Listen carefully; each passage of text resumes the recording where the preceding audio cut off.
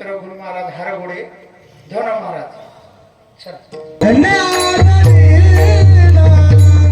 संत दरुशनाचा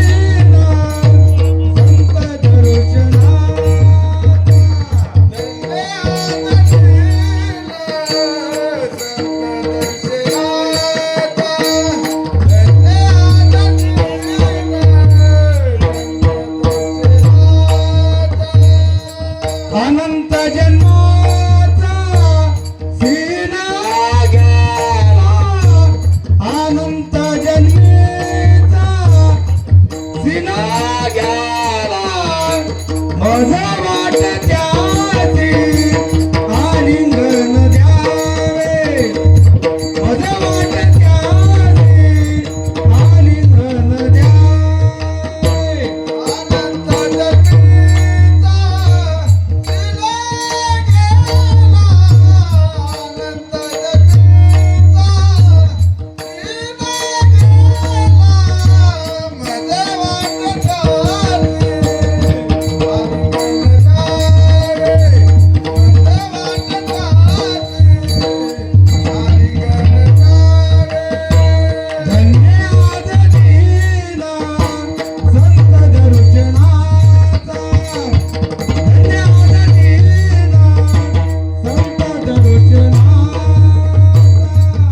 अनंत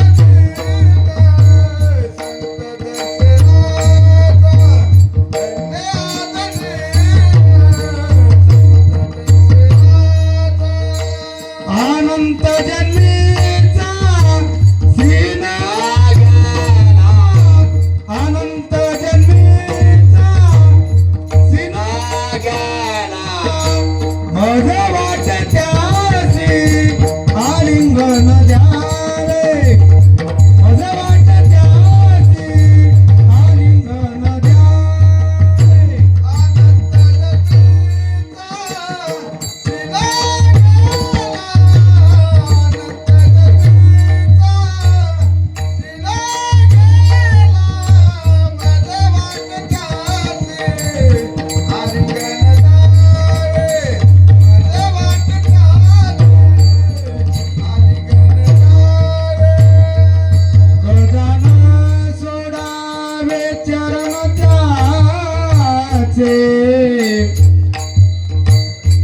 चरण त्याचे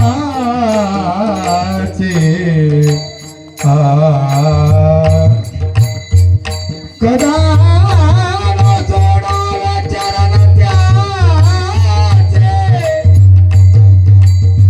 चरण त्याचे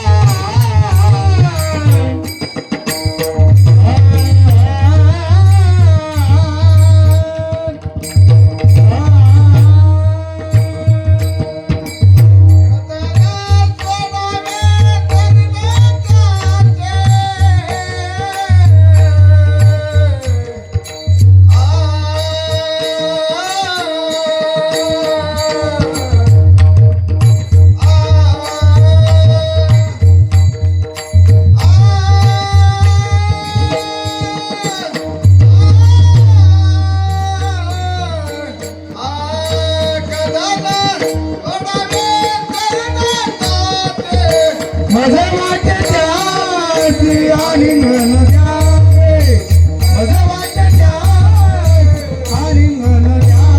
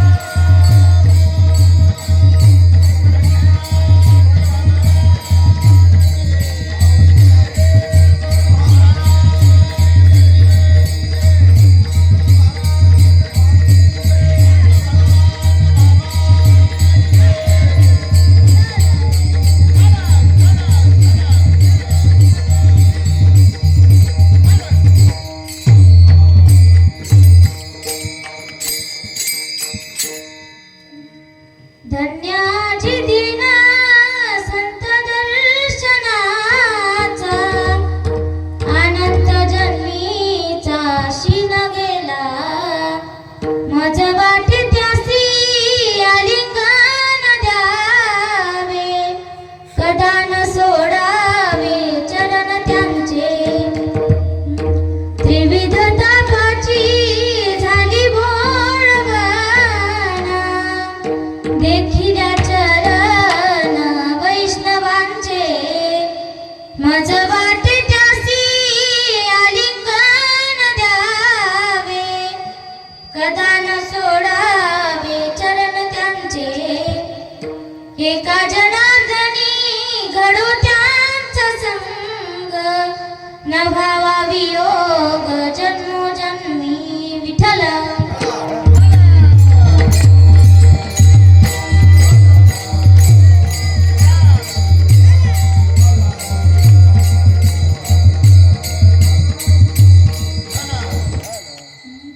महायोग पीठे तठे भीमरथ्यां वरं पुण्डरीकाय दातुं मुनीन्द्रे समागत्य तिष्ठन्तमानन्दकन्दं परब्रह्मलिङ्गं भजे पाण्डुरङ्गम्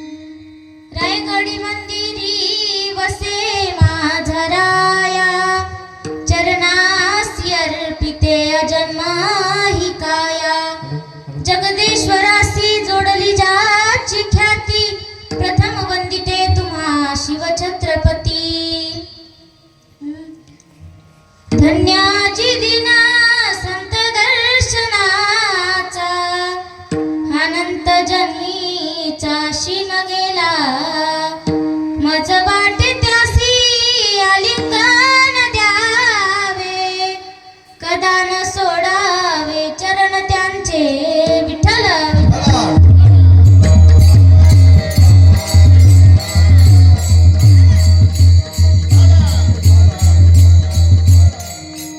प्रस्तुत प्राप्त प्रसंगी प्राप्त स्थळी प्राप्त वेळी कीर्तन रूपी सेवेसाठी निवडलेला अभंग संत श्रेष्ठ पैठण निवासी शांतीचा सागर ज्यांना म्हटलं जातं ज्ञानेश्वरी शुद्धीकरण ज्यांनी केलं गर्भश्री तत्मत असूनही ज्यांना संपूर्ण वैराग्य प्राप्त होतं असे संत श्रेष्ठ एकनाथ महाराज यांचा फार काही नसून फक्त 4 चरणांचा अभंग आज तुमच्या सर्वांच्या सेवेकरिता निवडलाय विठ्ठल विठ्ठल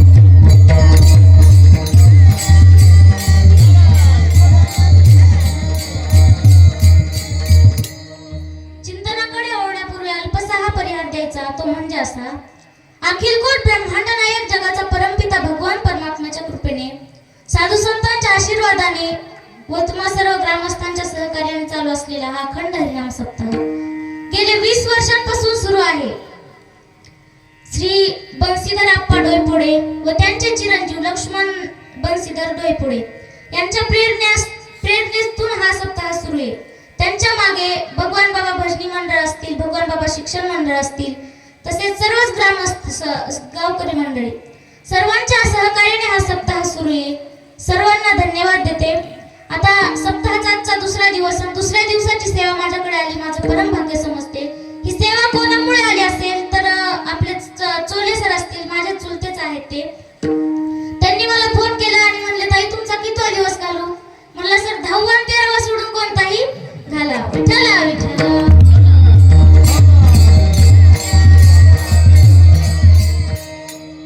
पहिला नमस्कार करते त्या भगवंताला ज्याने अनमोल अशी सृष्टी निर्माण केली. दुसरा नमस्कार करते माझ्या आई वडिलांना ज्यांनी मला अनमोल असा जन्म दिला.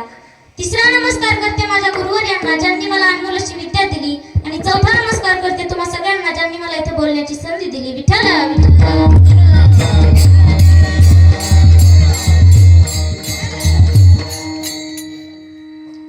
तर महाराज या अभंगामध्ये सांगतात काय सांगतात धन्य आजी दिन संत दर्शनाचा अनंत जन्मीचा शिन गेला.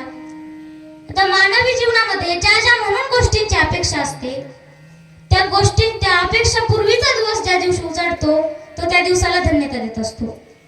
समजा आता उदाहरणार्थ सांगायचं झालं तर एखादा माणूस आपल्या मुलीच्या लग्नाची चिंता आहे त्याला लग्न कसं होणार जावई कसा मिळणार आता याची चिंता असते बघा प्रत्येकाला. मग योगायोगाने जर त्याला चांगला संस्कारी जावई जर मुलगा जर जावई म्हणून भेटला ज्या दिवशी तो त्या मुलीचं लग्न त्याच्यासोबत लावतो त्या दिवसाला तो धन्यता देत असतो. आणखीन उदाहरण सांगायचं झालं तर एखादा श्रीमंत माणूस त्याच्याकडे खूप धन आहे पैसा आहे बंगला आहे गाडी आहे पण घरी संतती नाही. मग तो संतती प्राप्त होण्यासाठी आटोकाट प्रयत्न करत असतो. नवस करतो सायास करतो कित्येक दवाखाने शोधतो. योगायोगाने एखाद्या वेळेस त्याला ज्यावेळेस मूल होतं तो ज्यावेळेस त्या मुलाला पाहतो त्या दिवसाला तो धन्यता देत असतो. याच्या उलट जर सांगायचं झालं तर एखादा गरीब मनुष्य त्याला संतती खूप आहे पण घरात अन्न खायला महाग मिळतंय. आता एक उदाहरण सांगते. एक कसाच गरीब मनुष्य होता त्याला 4-5 मुलं होती बघा. 4-5 मुलं होती. मग गरीब होता घरी अन्न धान्य नव्हतं खायला. मग सारखं तो चिंतेत राहायचा की माझ्या मुलांचं पोट कसं भरू. मग असाच एक वेळेस त्या गावात सुद्धा सप्ताह सुरू होता. मग कार्यकर्ते पुकारत होते आज या महाराजांचं कीर्तन आहे. मग त्याने विचार केला किती दिवस चिंता करायची एखाद्या वेळेस कीर्तनाला तरी जाऊन बसावं म्हणून तो कीर्तनाला जाऊन बसला. कीर्तनात महाराज सांगत होते की त्या कलियुगामध्ये जन्माला आलात तर संतांचं संगती करा देवाचं नामस्मरण करा आणि कलियुगामध्ये जन्माला येऊन भगवंताचं नामचिंतन करा. त्याने तुम्हाला काय प्राप्त होईल तर भगवंताची भेट होईल बघा. कलियुगा माझे करावे कीर्तन तेने नारायण देईल भेटी. तुम्ही जर नामस्मरण केलं तर तुम्हाला काय होईल भगवंताची भेट होईल. भेट झाल्यानंतर काय होईल तर भगवंत आपलं प्राप्ती करून देईल. मग कलियुगात जन्माला आल्यानंतर नामस्मरण करा संतांची संगती करा, पंढरीची वारी करा, भाळावरती चंदनाचा टिळा लावा आणि हे सगळं जर तुम्हाला नाही जमलं तर किमान दुसऱ्याच्या कपाळावरचा टिळा तरी पाहत जा, त्याने सुद्धा तुम्हाला फलप्राप्ती होईल. आता याने विचार केला आपल्याला नामस्मरण करायला जमणार नाही, परत पंढरीची वारी करायला आपल्याला जमणार नाही, पण भाळावरचा चंदनाचा टिळा जर पाहायला आपल्याला काही हरकत नाही. आपल्या शेजारीच कुंभार काका राहत आहेत. तर कुंभाराचं काम काय असतो? बोलत चला, काय काम असतं? मडकी घडवणं. मग त्या काका मडकी घडवत असतात. मग प्रत्येक पंढरीला, प्रत्येक एकादशीची पंढरीची वारी करतात. आपण ते रोज भाळावरती चंदनाचा टिळा लावतात, किंवा त्यांचा टिळा तरी आपण पाहू, एवढं तर आपल्याला नक्की जमेल. मग रोज सकाळी उठायचा, सकाळी आंघोळ वगैरे करायचा, देवाची पूजा करायचा आणि काकांच्या घरी जाऊन त्या चंदनाचा टिळा पाहून नंतर आपल्या कामाला सुरुवात करायचा. आता असं त्यानं बरेच दिवस केलं. मग एक वेळेस काय झालं तर काकांची माती संपली होती मडकी बनवायची. मग काका माती आणण्याकरिता माळावरती गेले. मग हा उठला, आंघोळ केली, देवपूजा केली आणि काकांच्या घरी गेला. पण काका घरी नव्हते. हे पाहिल्यानंतर त्यांनी त्याच्या काकांच्या पत्नीला विचारलं, काका कुठे आहेत? मग त्यांनी सांगितलं आत्ताच माळावरती गेलेत, माती संपली, माती आणण्याकरिता माळावरती गेलेत. मग तो तिकडे गेला. काकांना शोधत शोधत तो सगळं माळरान फिरला. मग एका ठिकाणी काका माती खोदत होते आणि आज झालं असतं ते काका माती खोदत असताना त्यांना एक सोन्याचा हंडा सापडला. ज्यावेळेस तो हंडा त्यांनी पाहिला त्यावेळेस ते अर्धे गळून गेले. हा हंडा कोणी पाहिला तर नसेल, गावात चर्चा होईल, त्यामुळे आणि हा हंडा पोलिसांमध्ये जाईल म्हणून त्यांना काळजी वाटू लागली. मग ते अर्धे गळून गेले. तेवढ्यात हा त्यांना शोधत शोधत तिथे आला. तो चंदनाचा टिळा पाहिला आणि ओरडू लागला, मी पाहिला रे, मी पाहिला रे. आता काकांना वाटल्याने हंडाच पाहिला काय, काका आता पूर्णच गळून गेले. त्यावेळेस काका म्हणले, इकडे ओरडू नकोस. मग तो काकांकडे गेला. त्यावेळेस काका म्हणले की गावात कोणालाही सांगू नकोस, आपण दोघं अर्धा अर्ध वाटून घेऊ. याने विचार केला तर भाळावरचा चंदनाचा टिळा कुठे अर्धा अर्ध वाटता येत असतो का? पण हा शांत राहिला, कारण दुसरं काही जर असेल तर. मग काका म्हणले, शहरामध्ये जाऊ, त्याचा भाव करू, जे काही पैसे मिळतील ते आपण अर्धे अर्धे वाटून घेऊ. मग त्या दोघं जण शहरामध्ये गेले. तो हंडा विकला. त्या जेवढे पैसे आले ते अर्धे अर्धे वाटून घेतले आणि ज्या वेळेस त्याने ते पैसे घेतले, आपल्या मुलांना पोटभर खाऊ घातलं, त्या दिवसाला त्याने धन्यता दिली. तर नाथराय म्हणतात की असामान्य माणसाची इच्छा ही सामान्य माणसाची इच्छा ही सामान्यच असते. पण असामान्य कोण तर माझे संत श्रेष्ठ एकनाथ महाराज यांना ही इच्छा झाली काय तर भगवंताचं स्वरूप पाहायला मिळावं, भगवंताचे चरण आपल्याला पाहायला मिळावेत अशी त्यांना इच्छा झाली. मग अशी त्यांची तीव्र इच्छा पाहून भगवंताने जनार्दन स्वामींच्या रूपामध्ये त्यांना सद्गुरूची भेट दिली. ज्यावेळेस त्यांची भेट झाली, जी धन्यता त्यांना वाटली, त्यांनी ती अभंगाच्या प्रथम चरणात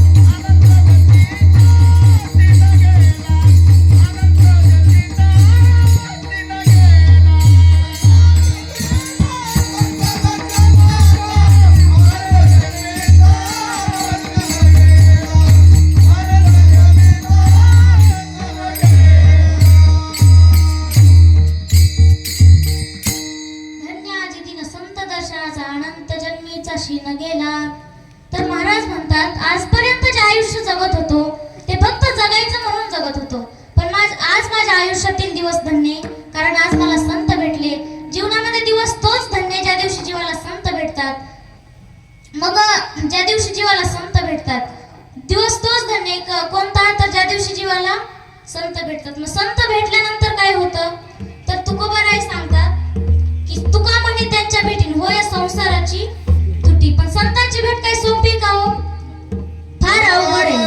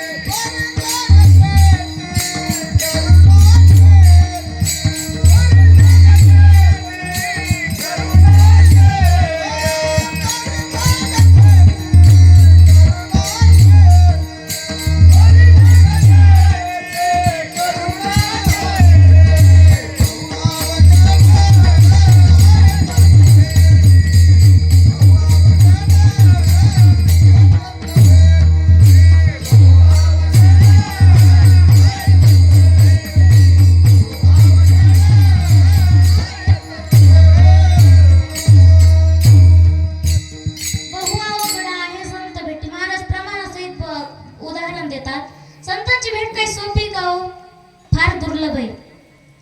मग संतांची भेट होण्याकरिता काय काय लागतं, तर निष्कामता, निज दृष्टी, अनंत पुण्य कोट्यानुकोटी. निष्कामता, निज दृष्टी, अनंत पुण्य कोट्यानुकोटी, रोगड्याला हो जे पाटील ते होय भेटी हरी प्राप्तीची. अशा संतांची भेट काही सोपी नाही. मग नाथ बाबा म्हणतायत की आम्ही जन्मोजन्मी किती पुण्य केलं असेल आम्हाला संतांची भेट झाली. त्यावेळेस नामदेवरायांनी प्रमाण सुद्धा दिलंय जन्मोजन्मी आम्ही बहुत पुण्य केले, जन्मोजन्मी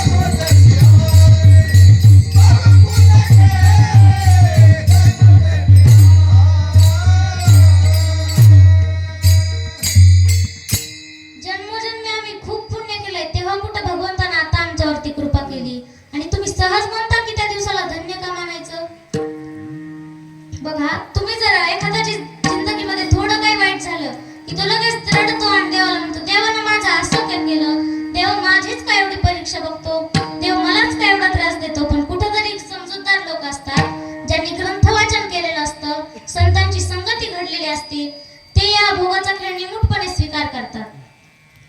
म्हणून नाथराय म्हणतात की तो दिवस आमच्या जीवनामध्ये धन्य, ज्या दिवशी जीवाला संत भेटतात. धन्य काळ संत भेटीन, परिपायी भेटी पडेली तो. संत भेटल्यानंतर काय होतं, तर अनेक जन्मांपासून मागं लागलेला संसार आहे ना, तो या संत भेटीने, संत कृपेने नाहीसा होतो. मग संतांची भेट घेतली पाहिजे, पण का घेतली पाहिजे, तर अनेक जन्मांचा संसार हा सुटतो महाराज, संसार हा सुटतो. मग तुकोबाराय म्हणतात, तुका म्हणे त्यांच्या भेटी होय संसाराची तुटी. अनेक जन्मांपासून मागं लागलेला संसार आहे तो या संत भेटीने नाहीसा होतो. म्हणून या संतांची भेट झाली पाहिजे.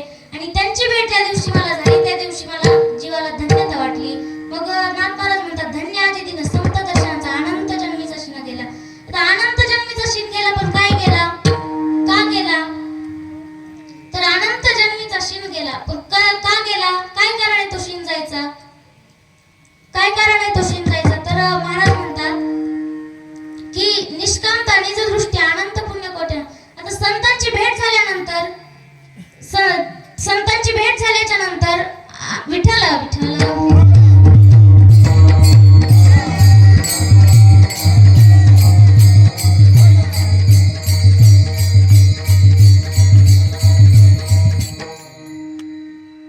काय शिन गेला. आता शिन जाण्याचं कारण काय, तर नाथबाबा म्हणतायत की तुका म्हणे त्यांच्या भेटी होय संसाराची तुटी. नाथराय म्हणतात की तो शिन का गेला, तर त्या दिवशी संतांची भेट आम्हाला झाली, त्या दिवसाला आम्ही धन्य तर मानलंच आहे. पण त्या संतांची ज्यावेळेस भेट होते त्यावेळेस मला त्यांना आलिंगन द्यावं असं वाटतं या भंगाचं. माझ्या वाट्याची आलिंगन द्यावे, माझ्या वाट्याची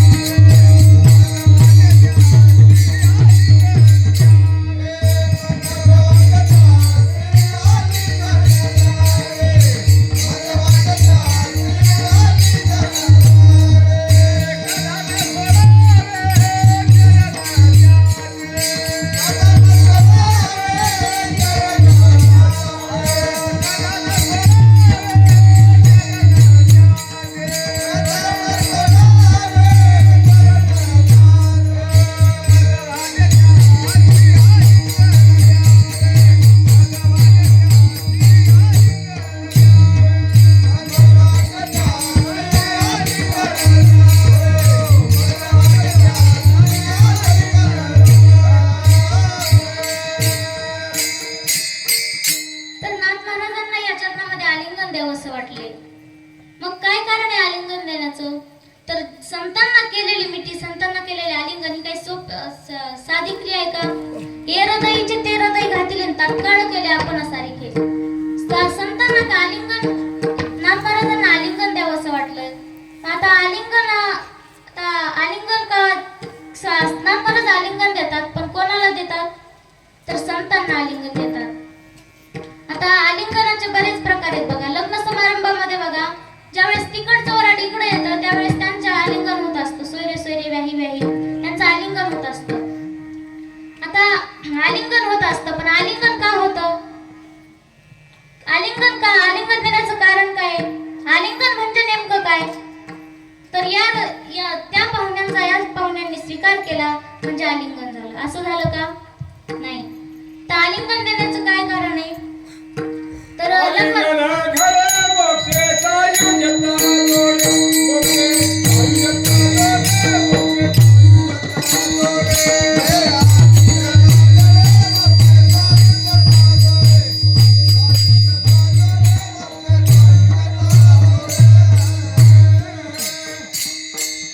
आलिंगन दिल्यावर काय होतं?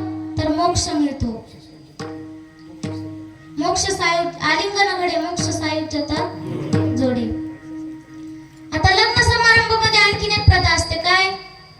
तर नवरदेवाला लग्नाच्या दिवशी नवरदेवाला आहेर चढवायचा. आता आहेर चढवतात, पण कुठं चढवतात? मारुतीच्या मंदिरामध्ये पारावरती तो आहेर चढवतात. ज्यावेळेस तो नवरदेव मंदिरामध्ये जातो त्यावेळेस कसं जातो? पायात सूट बूट घालून जातो का? बूट बाहेर काढून जातो? घालून जातो. सूट बूट कोट मस्त घालून जातो. मग ही प्रथा का असेल तुम्ही कधी विचार केलाय का? कधी विचार येत नाही मनामध्ये. मला तर असं वाटतंय तो देवाकडे जाऊन म्हणत असेल, बघ येड्या देवा, असं लग्न केलं की सासरा असं कोट बूट सूट घेतय, असं शान के साथ लग्न लागतंय असं सांगण्यासाठी तो देवाकडे जात असेल. विठाला विठाला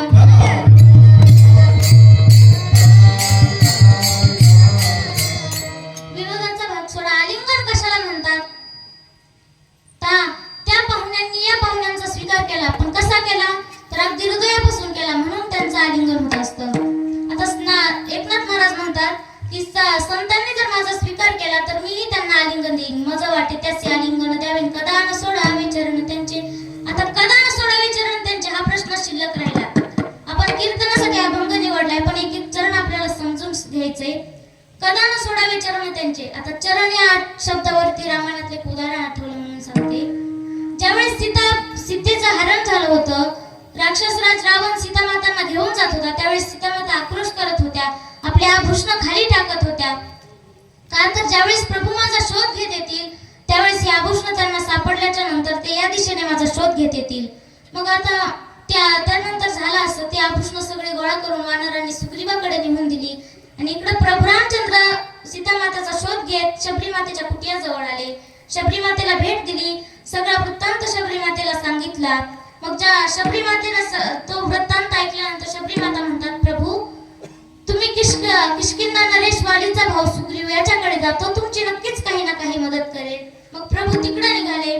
तिकडे गेल्याच्या नंतर हनुमंतरायांनी सुग्रीवाची व प्रभूंची भेट घालून दिली.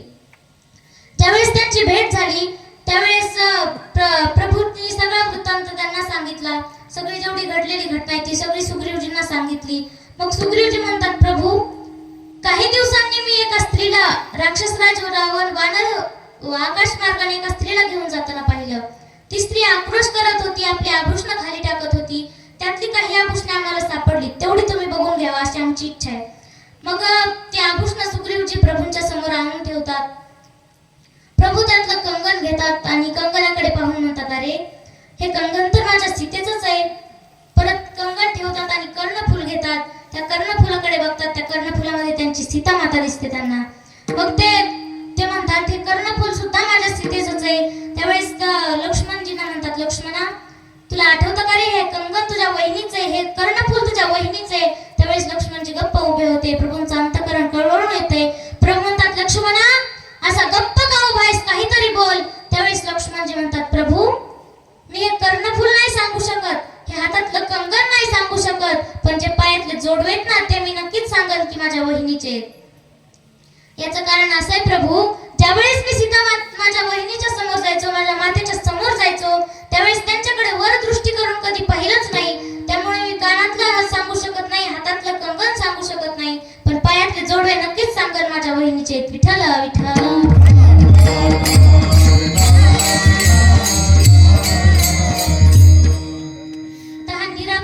आदिशक्तीच्या एकनिष्ठ असलेली ही भक्ती पाहून प्रभूंचं अंतःकरण कळवळून आलं. प्रभू म्हणतात, लक्ष्मणा या कलियुगामध्ये लक्ष्मणासारखे धीर फार कमी पाहायला मिळतील, पण दुर्योधनासारखे धीर फार बघायला मिळतील, खूप जास्त आहेत. मला सांगायचं एवढंच की त्या फक्त चरणाकडे बघून भक्ती करायची आदिशक्ती देवीची. हा निरागस भाव ज्यावेळेस प्रभूंनी पाहिला त्यावेळेस प्रभूंनी त्या आभूषण बाजूला सारली आणि लक्ष्मणजींना भेट दिली. का तर त्यांची एकनिष्ठ असलेली भक्ती पाहिली आणि कुठे बघून चरणाकडे बघून ते भक्ती करायचे बघा. म्हणून माझे नाथ महाराज म्हणतात, असे इतकं कष्ट करून आम्ही तो आमच्यासाठी तो दिवस धन्य आहे. त्यांना आम्हाला आलिंगन द्यावं वाटतं.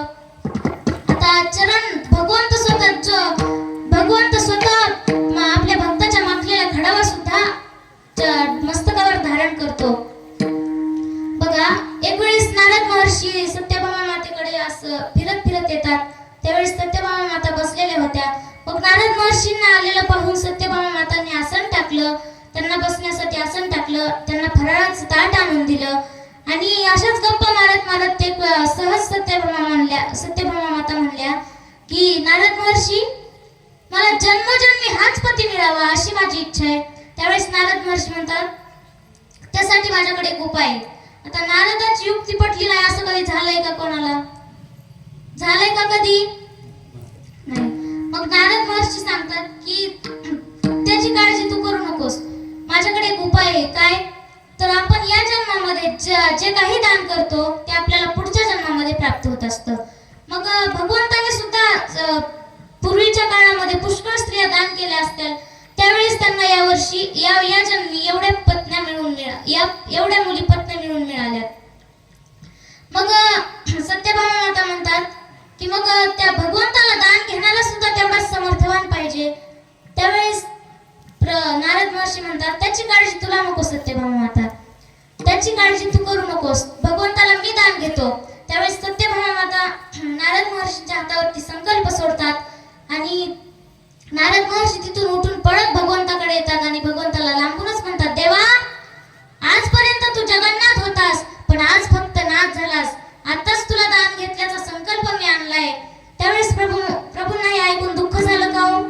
नाही, कारण भगवंताला सुद्धा इच्छा होती की संतांची सेवा घडावी. म्हणून भगवंत खाली उतरून त्या नारद महर्षींच्या जवळ आले आणि त्यांना म्हणले, तुमच्या हातातलं तंबुरा घेऊन चलू का?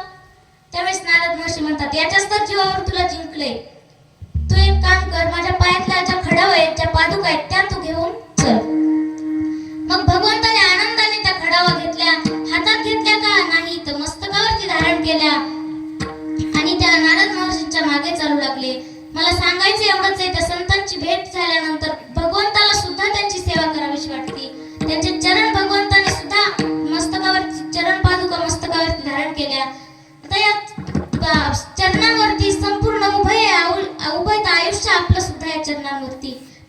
संतांचे चरण तर फार महत्वाचे, फार विशेष आहेत. त्यावेळेस नाथबाबा म्हणतात, नाथबाबांना लोक म्हणू लागले, नाथबाबा तर या संतांचे चरण आम्ही धरू, पण त्याने आम्हाला काय फल प्राप्ती होईल? तर नाथ महाराज त्याचं उत्तर अभंगाच्या 3ऱ्या चरणात देतात.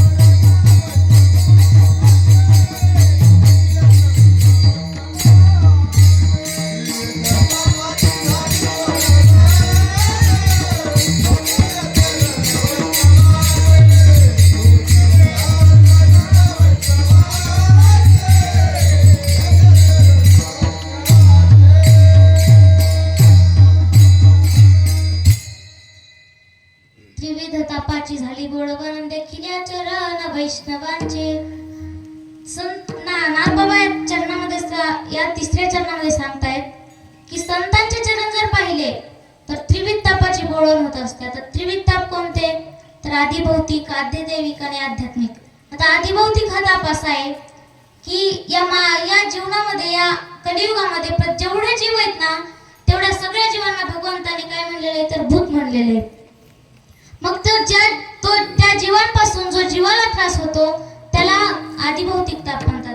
आता आदिदैविक हा ताप असा आहे की काहीतरी आपल्यावरती संकट येणार आहे पण ते आपल्याला समजणार नाही, त्याला आदिदैविक ताप म्हणतात.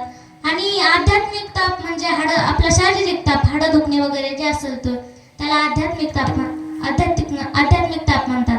आणि या 3ही तापांना नाथ महाराजांनी शब्द दिलाय कोणता? तर त्रिविध ताप. मग या त्रिविध तापाची बोळवण होत असते पण कधी? तर देखील चरण वैष्णवांचे. मग वैष्णवांचे चरण पाहिल्यानंतर या त्रिविध तापाची बोळवण होत असते. मग वैष्णव तरी नेमकं कुणाला म्हणावं? कोण आहेत वैष्णव? तर ज्यांनी रेड्यामध्ये भगवान परमात्मा पाहिला त्यांना वैष्णव म्हणा, ज्यांनी गाढवामध्ये भगवान परमात्मा पाहिला त्यांना वैष्णव म्हणा, ज्यांनी पाखरामध्ये भगवान परमात्मा पाहिला त्यांना वैष्णव म्हणा, ज्यांनी कुत्र्यामध्ये देव पाहिला त्यांना वैष्णव म्हणा. आता कुत्र्यामध्ये देव कोणी पाहिला हो? तर माझ्या नामदेवरायांनी. ज्या वेळेला ते भगवंताकरिता तूप पोळीचा नैवेद्य घेऊन जात होते त्यावेळेस भगवंताने कुत्र्याचं रूप धारण केलं आणि कुत्र्याच्या रूपात येऊन ते नामदेवरायांच्या हातातली पोळी घेऊन पळू लागले.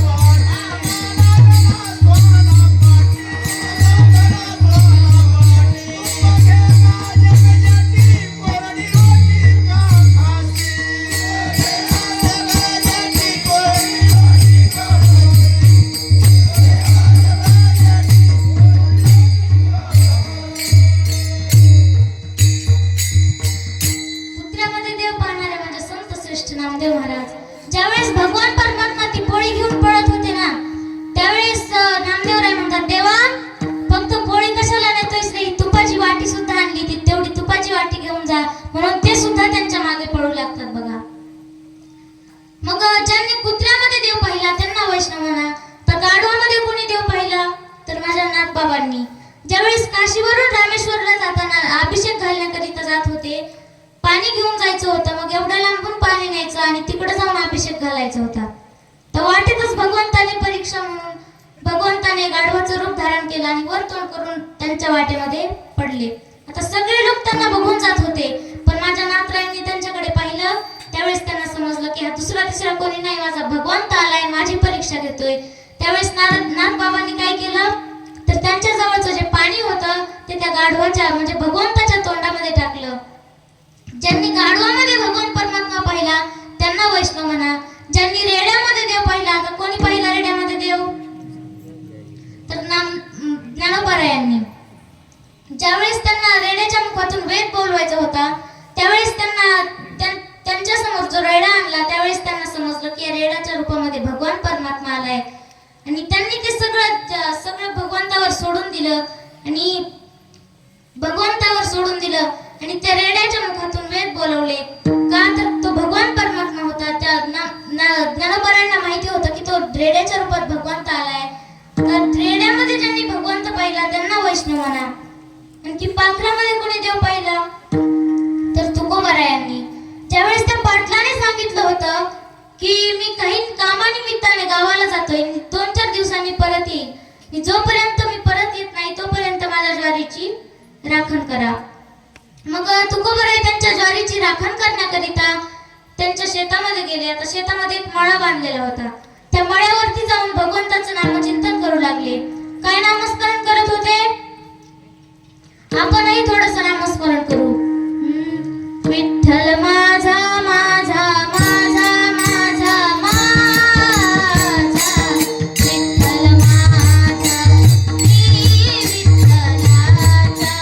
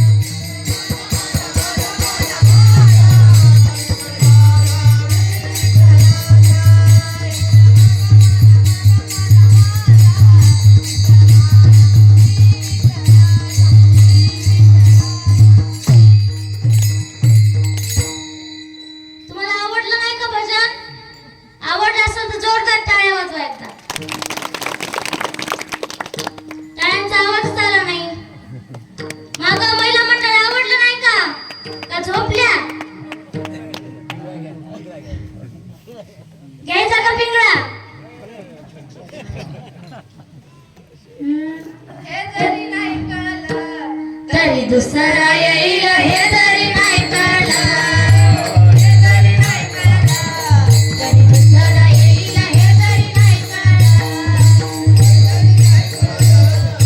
दुसरा येईल हे जरी नाही कळलं, शेवटी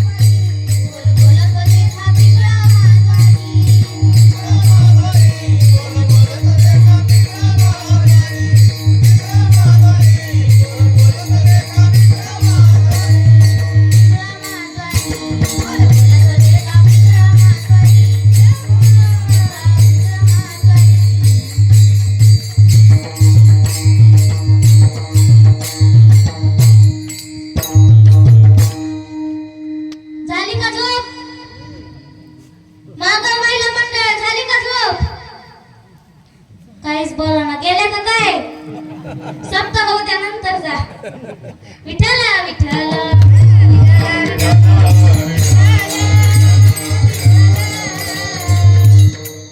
आवडला का पिंगळा? हो तरी म्हणा.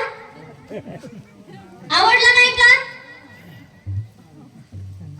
आवडलाय का? आवडला असला तर जोरदार टाळ्या वाजवा एकदा. आवडला वाटतं. विठ्ठला विठ्ठला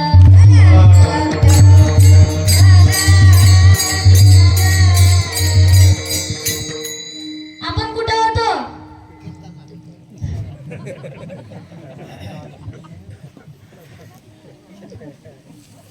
कुठं होतो?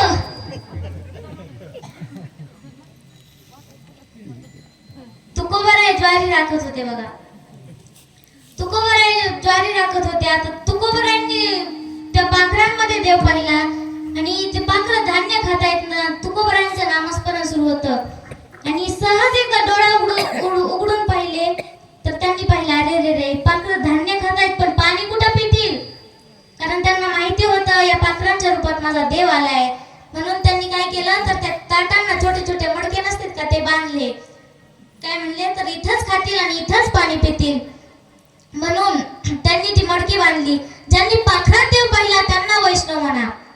आता कर्मशास्त्र असं सांगते की प्रारब्ध जे लिहिलंय ते कोणीच बदलू शकत नाही पण संत ते सुद्धा बदलू शकतात. तुम्ही म्हणताल ते कसं? तर एक उदाहरण सांगते बघा. ज्यावेळेस सच्चिदानंद बाबा वारले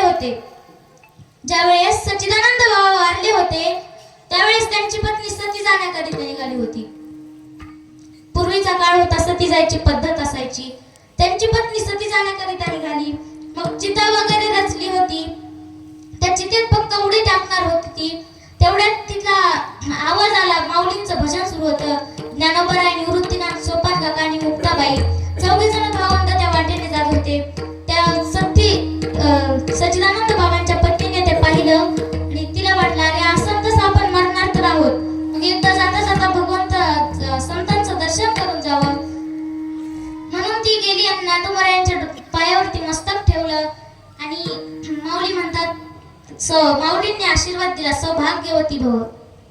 तो आशीर्वाद ऐकला आणि ती रडायला लागली. त्यावेळेस माऊली म्हणतात अगं आशीर्वाद ऐकण्यासाठी लोक किती तरसतायत. त्यांना आशीर्वाद दिल्याच्या नंतर किती आनंद होतो आणि तू रडतीयस. त्यावेळेस ती सती जाणार ती म्हणते माऊली माझं रडण्याचं कारण फक्त एक आहे. काय? माझे पती ती चिता दिसते ना तुम्हाला तर ती चिता माझ्या पतींची आहे. माझे पती वारलेत. माझे पती वारले त्याचं तर मला दुःख आहेच पण तुमच्या संतांच्या तोंडातले निघलेले शब्द आज खोटे होत आहेत त्याचं मला फार दुःख आहे म्हणून मी रडते. त्यावेळेस माऊली म्हणतात हे शक्य नाही. तर तुला मला एक सांग तुझ्या पतीचं नाव काय? त्यावेळेस ती सांगते सच्चिदानंद. आता हे नाव ऐकताच माऊली हसायला लागतात. ती म्हणते महाराज तुम्ही हसताय? त्यावेळेस माऊली म्हणतात ना हसू नाही तर काय करू. तू तुझ्या नवऱ्याचं नाव सच्चिदानंद म्हणून सांगते आणि मेलाय म्हणून सांगते. अगं बाई आई जे सत असतं ते चित्त असतं. जे चित्त असते ते नव्याने पूर्ण असतं. तो आनंद असतो तो कधीच मरत नसतो. मग माऊली त्या चितेजवळ आले. आपल्या जवळचं थोडं पाणी घेतलं आणि त्यांच्या तोंडावरती शिंपडलं आणि म्हणाले अरे उठा अजून कार्य पूर्ण झालेलं नाही. कुठे निघालात आत्ताच. हे शब्द ऐकतात जसं झोपेतून उठावं तसं ते सच्चिदानंद बाबा उठून बसले. मला सांगायचं एवढंच आहे की वैष्णवांमध्ये इतकी ताकद आहे संतांमध्ये इतकी ताकद आहे की ते प्रारब्ध सुद्धा बदलू शकतात. बरं गेलेले सच्चिदानंद बाबा वापस आले पण कधी आले तर देखील चरण वैष्णवांचे. आता लोक म्हणू लागले महाराज आणखीन आम्हाला काय फलप्राप्ती होते. तर महाराज सांगतायत की आणखीन काय फलप्राप्ती होते. तर नाथ महाराज जयपाल राजाचं उदाहरण त्यांना सांगतात. काय तर जयपाल नावाचा एक राजा होता. त्याला सतत मुली व्हायच्या. मग सारखे त्याला मुली व्हायच्या. मग तो कदरून एकदा राणीला म्हणाला हे बघ आता जर तुला मुलगी झाली तर तुझ्या मुलीसोबत तुलाही ठार करेन. मग हे ऐकताच राणी उदास झाली. मग राणीला उदास बघून तिची जवळची दासी आली आणि मग विचारलं राणी साहेबा तुम्ही का उदास आहात. त्यावेळेस राणीने सांगितलं की राजाने सांगितले आता जर तुला मुलगी झाली तर तुझ्या मुलीसोबत तुलाही ठार करीन. मग त्यावेळेस आता मुलगी झाली तर मी काय करू? मग दासी म्हणली तुम्ही काहीच काळजी करू नका. पण तिचं प्रारब्ध तिला योगायोगाने मुलगीच झाली. आता मुलगी झाल्याच्या नंतर ती दासी चतुर होती. दासी राजाकडे गेली आणि राजाला म्हणली, राजासाहेब तुम्हाला मुलगा झाला, तुमच्या वंशाला दिवा आला आणि मुलगा झालाय खरा. आता राजाला फार आनंद झाला. पण मुलगा झालाय खरा, पण ब्राह्मणाने पंचांगामध्ये असं सांगितलंय की त्या मुलाचं तोंड तुम्हाला पाहता येणार नाही. त्यावेळेस राजा म्हणाला काही हरकत नाही, त्या मुलाला मला पाहता येणार नाही, पण त्या मला मुलगा झाला ना यात मी समाधानी आहे. तर मुलगा झाला, ती मुलगी मुलाच्या रूपामध्ये संपूर्ण राज्यामध्ये वावरत होती. ती मोठी लहानाची मोठी होत होती हळूहळू. तर तिचं लग्न राजाने एका मुलीसोबत ठरवलं. ही मुलगी आणि ती ही मुलगी दोघी मुलीच झाल्या. मग राजाने त्या मुलीचं लग्न दुसऱ्या एका मुलीसोबत ठरवलं. त्यावेळेस त्या मुलीने विचार केला, अरे असलं आयुष्य जगून काय उपयोग आहे? सुख नाही या आयुष्यामध्ये, जगून काहीच उपयोग नाही. आता ती आत्महत्या करायला निघाली. एक दोरी घेतली आणि घोड्यावरती स्वार झाली. रात्रीची वेळ होती. घोड्यावरती स्वार झाली, एका जंगलामध्ये गेली आणि जंगलामध्ये गेल्याच्या नंतर तिथं तिने एका झाडाला फास लटकवला आणि त्या फास लटकवला आणि ती गळ्यात टाकणार तेवढ्यात तिला आवाज आला. काय आवाज आला? काय आवाज आला? ऐकायचंय का? रामकृष्ण हरी जय जय रामकृष्ण हरी, रामकृष्ण हरी जय जय रामकृष्ण हरी. टाळी वाजून भजन करा. मागं चढवीला भजन. आवाज येतोय ना? रामकृष्ण हरी जय जय रामकृष्ण हरी, रामकृष्ण हरी जय जय रामकृष्ण हरी.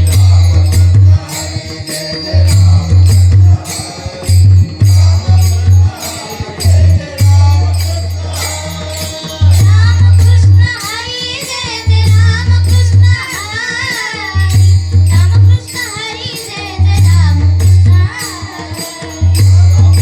हरे जय जय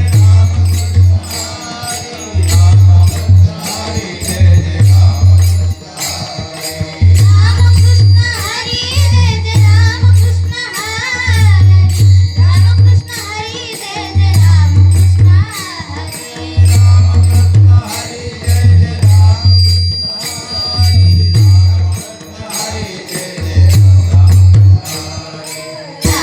रामकृष्ण हरी जय जय रामकृष्ण हरी, रामकृष्ण हरी जय जय रामकृष्ण हरी.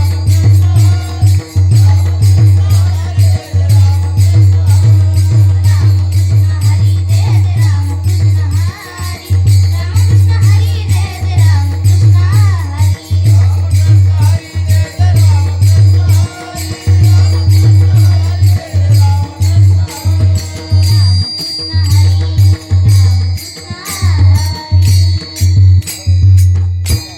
असा आवाज त्या मुलीच्या कानावरती आला. तो आवाज ऐकल्यावर तिला वाटला, अरे कोणीतरी वैष्णव असावेत. तिने विचार केला, आता शेवटी आपल्याला मरायचे, मग एकटं जाताना संतांचं दर्शन घेऊन जावं. म्हणून ती खाली उतरली. त्या संतांकडे आली. ते संत कोण होते? तर माऊली व माऊलींची भावंड. मग ती त्यांच्याकडे गेली. माऊलींच्या पायावरती मस्तक ठेवलं आणि त्यांचं दर्शन घेतलं. त्यावेळेस माऊली म्हणतात, अरे मुला उठ उठ, मला लवकर पुढे जायचंय. त्यावेळेस ती मुलगी म्हणते, महाराज मी मुलगा नाही मुलगी आहे. त्यावेळेस माऊली म्हणतात, हे शक्य नाही, तू मुलगाच आहेस. त्यावेळेस कृपादृष्टीने त्या मुलीकडे पाहिलं आणि त्या मुलीचा मुलगा झाला.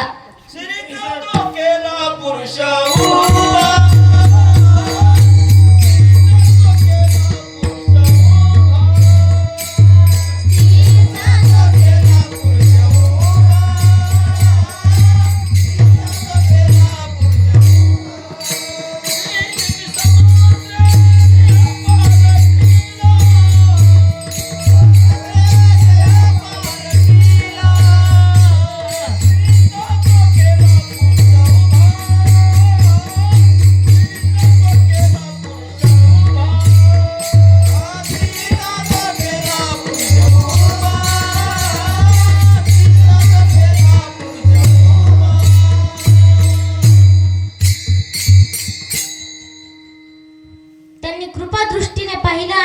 स्त्रीचा पुरुष उभा झाला.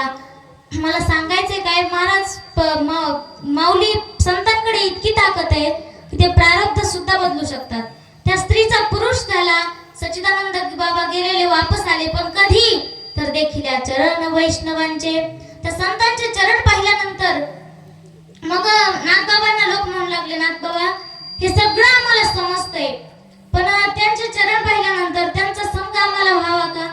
एका जनार्दनी घडो त्यांचा संग, एका जनार्दनी घडो त्यांचा संग,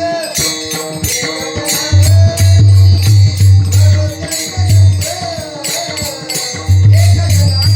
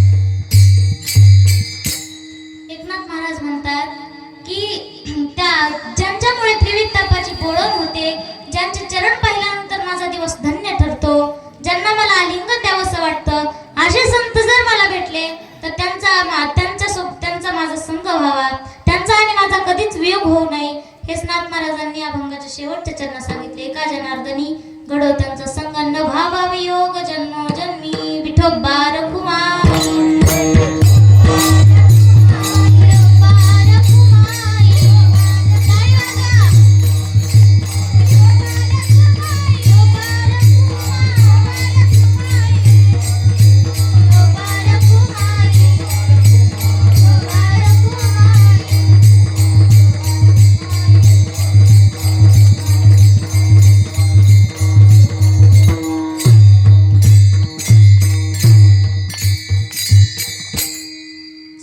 चांगल्यांची करा, वाईटांच्या संगतीला जाऊ नका, वाईट व्यसन करू नका आणि आई वडिलांची सेवा करा. आई वडील काहीही रागावून बोलले तरी पण ते आपल्या चांगल्यासाठीच बोलत असतात. तुम्हाला आई वडिलांविषयी थोडी माहिती सांगत. आई वडील जे आपल्याला बोलतात ते आपल्या चांगल्यासाठी बोलतात, रागावतात ते आपल्यासाठी रागवतात. तुम्हाला राग येतो पण ते आपल्यासाठीच रागवत असतात. बघा, एक मुलगा होता, 1ली ते 10वी पर्यंत त्याने शाळेत पहिला नंबर आणला होता. 1ली ते 10वी पर्यंत. मग 10वीच्या परीक्षेमध्ये त्याला 98 मार्क पडले. पण बाबा खुश झाले का त्याचे? नाही, तर त्याला रागवले. का? तर यावेळेस 98 पडले, पुढच्या वेळेस 100 पैकी 100 नाही पडले तरी 99 तरी नक्कीच घेईल, या उद्देशाने ते रागवले. पण त्या मुलाला खूपच राग आला. मग त्याने 12वीच्या परीक्षेमध्ये 99 मार्क पाडले. त्यावेळेस नाही त्याला बाबा रागवले, 99च कस काय पडले, 1 मार्क का गेला, का रागवले? तर पुढच्या वेळेस पहिला नंबर आणेल. आता पहिला नंबर त्याचा इथून मागे येत होता, पण संपूर्ण मार्क सह पहिला नंबर आणेल, या उद्देशाने ते रागवायचे. मग कुठं सायकल पडलेली असेल तर ती सायकल त्याला उचलून ठेवायला लावायचे. कुठं झाडं कुंडीच्या बाहेर पडलेले असतील तर ती झाडं त्याला नीट ठेवायला लावायचे. कुठं रिकामी फॅन, पंखे, टीव्ही चालू असेल तर ते बंद करायला लावायचे. का? तर चांगले संस्कार लागावेत म्हणून, चांगले संस्कार लागण्यासाठी. आणि आता ज्यावेळेस तो इंटरव्ह्यू देण्याकरिता गेला त्यावेळेस पहिल्या मजल्यावरती ज्यावेळेस गेला तिथं झाडं बाजूला पडले होते. ती झाडं त्याने काय केली तर उचलून नीट ठेवली. का? तर पूर्वी पूर्वी बापानं सांगितलेले का बाबांनी सांगितलं होतं चांगले संस्कार त्याला लागतील या उद्देशाने ते सांगत होते. दुसऱ्या मजल्यावरती गेला त्यावेळेस तिथं सायकल पडलेली होती. त्याने ती सायकल नीट उचलून ठेवली. आणि तिसऱ्या मजल्यावरती ज्यावेळेस तो गेला त्यावेळेस तिथं विनाकारण पंखे, लाईट आणि टीव्ही चालू होत्या. त्याही त्याने बंद केल्या आणि परत इंटरव्ह्यू देण्याकरिता ऑफिसमध्ये गेला. ज्यावेळेस तो ऑफिसमध्ये गेला त्यावेळेस त्या साहेबांनी त्याला सांगितलं, हे बघ तुझा इंटरव्ह्यू झालेला आहे आणि तू यामध्ये उत्तीर्ण झालेला आहेस आणि तू या कंपनीचा मॅनेजर झालेला आहेस. का तर प्रत्येक ठिकाणी आमचे सीसीटीव्ही लावलेले आहेत. तुझे आम्हाला संस्कार खूप आवडले. हेच आम्हाला पाहण्यासाठी आम्ही हे सगळं करून ठेवलेलं. आम्हाला तू शिकलास, तुला काही येतं का नाही याच्याशी आम्हाला काहीच घेणं देणं नाही, पण तुझे संस्कार आम्ही पाहिले त्यामुळे आम्ही तुला या कंपनीचा मॅनेजर बनवतोय. त्यावेळेस तो आनंदाच्या भरामध्ये घरी गेला. घरी गेल्याच्या नंतर तो बापाच्या गळ्यात पडून रडायला लागला. का तर त्याला आठवलं बापाने सांगितलं होतं, बापांच्या संस्कारामुळं आज आज मी मॅनेजर झालो. पण का झालो तर बाबांनी संस्कार तेवढे लावले होते. मुलांवरती संस्कार करा. आजकालचे पोरं काय करतात हो, आजकालचे लहान लेकरं सुद्धा फोन घेऊन बसतात, इंस्टाग्राम. आता जन्मलेलं बाळ सुद्धा म्हणतं आई माझी आयडी सांग. इन्स्टाची जन्मलेलं बाळ ते सुद्धा म्हणतं आई माझ्या इन्स्टाची आयडी सांग. मला सांगायचं काय तर लहान मुलं आहेत, संस्कार चांगले लावा. लहान असताना त्यांच्या हातामध्ये फोन देण्याच्या ऐवजी ग्रंथ द्या, ज्ञानेश्वरी द्या, वही पेन द्या. आता तुम्हाला वाटेल की आमच्या पोटी सुद्धा चांगली मुलं आहेत, पण त्यासाठी काय लागल हो, तर मुलगा गर्भामध्ये असताना ज्ञानेश्वरी घ्या वाचायला छोटी, रामकृष्ण हरी मंत्र म्हणा बनवताना रोटी, साधू संतांचे आशीर्वाद घ्या कोट्याना कोटी, तेव्हाच चांगली मुलं येतील तुमच्या पोटी. आता ज्यावेळेस जिजामाता गर्भामध्ये शिवाजीराजे होते त्यावेळेस सगळी ग्रंथ वाचायला काढली होती, सगळे ग्रंथ वाचन केलं. पण का तर माझ्या मुलावरती चांगले संस्कार घडावेत म्हणून. आणि त्यांची ती पुण्याई आज फळाला आली म्हणून. माझ्या जिजाऊची पुण्याई कशी आली व फळाला, माझ्या जिजाऊची पुण्याई कशी आली व फळाला. तो बापाचा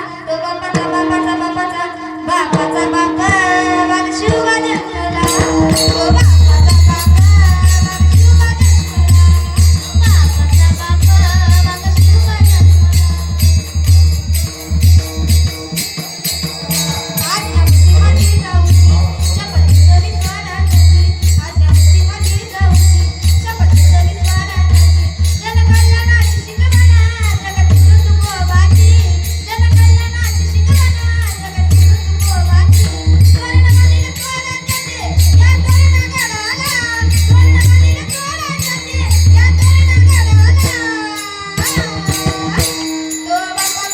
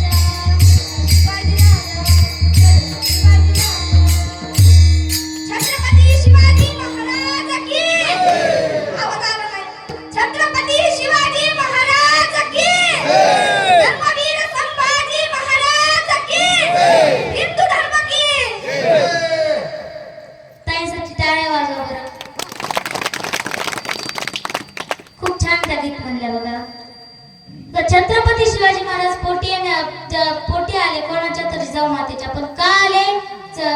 किती संस्कारी मुलगा जन्माला आला. आता त्यांच्या ज्यावेळेस छत्रपती शिवाजी महाराजांच्या चिरंजीव म्हणजे शंभूराजे, तर ते सुद्धा किती संस्कारी होते बघा. एवढे स्वराज्यासाठी लढले म्हणून त्यांच्यासाठी कलाकारांनी सुद्धा गीत गायलेले. कोणतं गीत हो? गाऊन दाखवू का?